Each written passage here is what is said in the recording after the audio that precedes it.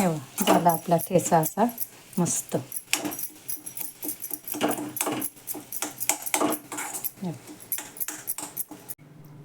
Hello friends, कसे आहात? स्वागत आहे तुमचं आपल्या मराठी यूट्यूब चॅनलमध्ये. मिरच्या आणल्यात बघा, अशा ह्या मस्त पोपटी वगैरे. ह्या तिखट नसतात मिरच्या. ठेचा करायचा आहे जरा. कधीतरी काय होतं, अगदी खराब आहे थोडी. अगदी भाज्या नेहमीच्या खाऊन कंटाळा येतो. मला तर येतो बाबा, तुम्हाला येतो की नाही मला सांगा. तर जरा झणझणीत असं ठेचा बिसा करावासा वाटतो. तर ह्या मिरच्या मी मुद्दाम ठेचा करण्यासाठी आणल्यात बघा. मी आज ह्याचा ठेचा करणार आहे. आधी ह्या मिरच्यांचे देठ काढून घेते.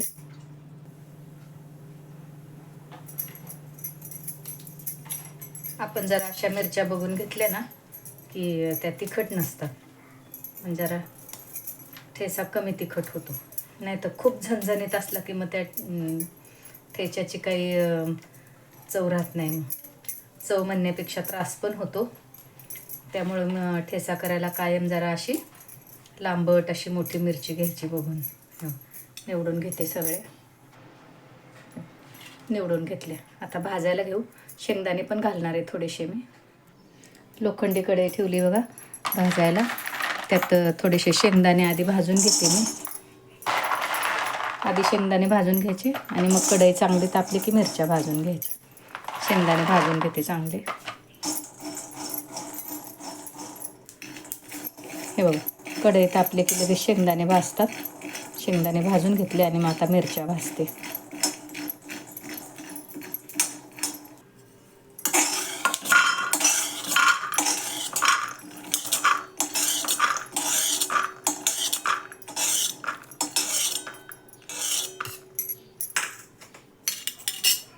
तेल घालते आता ह्यात.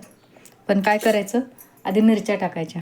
तेल टाकल्यावर मिरच्या टाकल्या डायरेक्ट की मग पटपट उडतं.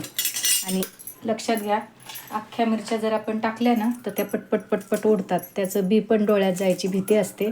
उडतात मिरच्या आणि त्याने चटके पण बसतात. तर काय करायचं, एक तर हाताने मोडून घ्यायच्या किंवा माशा कैचीने आधी कापून टाकायच्या. जर अख्ख्या मिरच्या टाकल्या तर त्या पटापट उडतात खूप. अशा मी सगळ्या मिरच्या टाकून घेते. तेल टाकते बघा. जरा भरपूर तेल टाकायचं. सगळ्या मिरच्या चिरून टाकते, त्या कैचीने कापून टाकते. तुम्ही हाताने मोडा, कैचीने कापून घ्या, कसंही. पण अख्ख्या टाकल्या की त्या मिरच्या उडतात आणि फुटून त्याचं बी डोळ्यात तोंडावर उडायची भीती असते.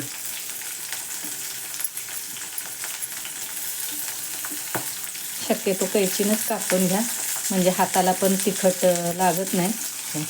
सगळ्या चिरून कापून घेते या कैचीने.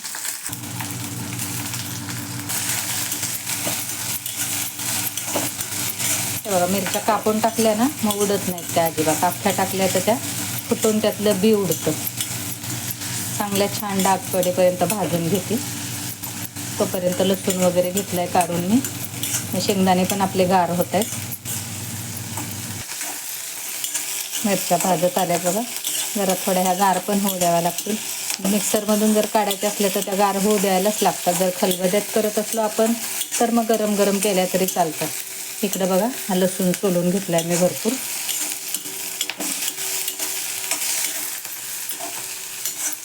हे बघा, मिरच्या चांगल्या भाजल्या. गॅस बंद केला. आता ह्या गार होऊ देते जरा आणि नंतर करू आपण. हे बघ, शेंगदाण्याची सालं काढून घेतली. लसूण घेतलाय. ह्या मिरच्या पण गार झाल्यात. मीठ घालते मी आता ह्यातच आणि मग मिक्सरमधून काढून घेते. मिक्सरमधूनच काढणार आहे कारण खलबत्त्यामध्ये वेळच लागतो तसा. तर मिक्सरमधूनच काढून घेते. पण जाडसर करून घ्यायचं. अगदी बारीक पेस्ट नाही करायची. ठेचा कधी पण जाडसरच ठेवायचा. मिरचीमध्ये मीठ घालते. आधी शेंगदाणे टाकून घ्यायचे. एकदा फिरवून घेते आणि मग मिरच्या टाकते. हे बघ, असं जाडसर एकदा करून घेतलं आणि मग मिरच्या आणि लसूण घालायचं. ते पण जाडसरच करून घ्यायचं.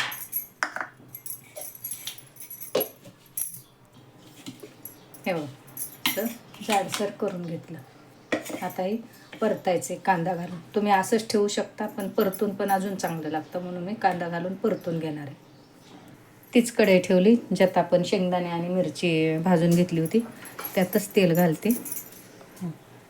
खूप नाही घालायचं, जरा कांदा परतेल इतकंच तेल घालायचं. हे बघा, एक मोठा कांदा मी चिरून घेतला आहे. तेल तापलंय बघा, त्यात मी आता जिरं घालते. मोहरी नाही घालायची, जिरंच घालायचं. आणि ह्यात कांदा घालते. कांदा थोडासा तळू द्यायचा तेलात.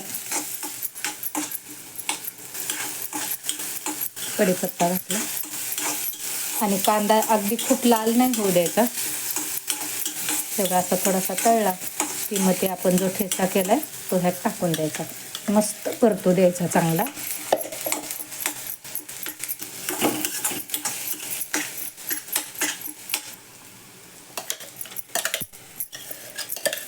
ह्याच्यामध्ये नंतर आपण पाणी घालून भाजीत वगैरे वापरू शकतो मिक्सरच्या भांड्यामध्ये. आता हे मस्त असं चांगलं कोरडं होईपर्यंत परतून घ्यायचं. मला वाटलं तर हळद पण घालू शकता, नाही घातली तरी चालेल. थोडीशी वरनं कोथिंबीर घालायची, चांगलं परतू द्यायचं. कांद्याने परतल्यावर अगदी खूप छान लागतो ठेचा. नाही तर एरवी आपण असा जरी ठेवला तरी चालतो. हा ठेचा अगदी 8 दिवस पण राहतो. चांगला परतून घेतला. थोडीशी कोथिंबीर घालते त्यात. मस्त असा झणझणीत ठेचा, अगदी तोंडाला पाणी सुटेल असा. आणि हा ठेचा प्रवासात जरी न्यायचा झाला ना तरी 8 दिवस सहज राहतो. करून बघा एकदा असा. ठेचा हा आपल्या मराठी लोकांना सगळ्यांना माहितीच आहे. माझ्या पद्धतीने असा एकदा करून बघा. झालं. कसा वाटला कमेंट करून सांगा. आवडला तर एक लाईक नक्कीच करा, शेअर करा, सबस्क्राईब करा.